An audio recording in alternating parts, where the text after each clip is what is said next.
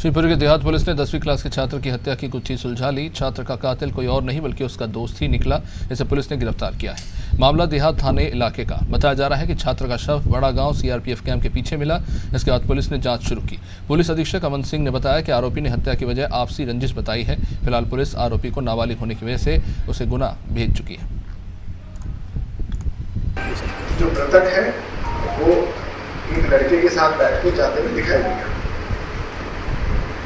तो ये स्पष्ट था कि सबसे पहला संदेह उसी व्यक्ति के साथ होगा जो मृतक के साथ देखा गया है।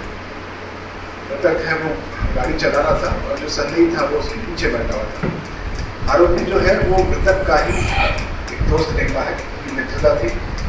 चूँकि आरोपी 18 साल से कम उम्र का है, उसे हम जुवेनाइल जस्टिस एक्ट की भाषा में विधि विरुद्ध बालक कहते हैं, juvenile in conflict with law.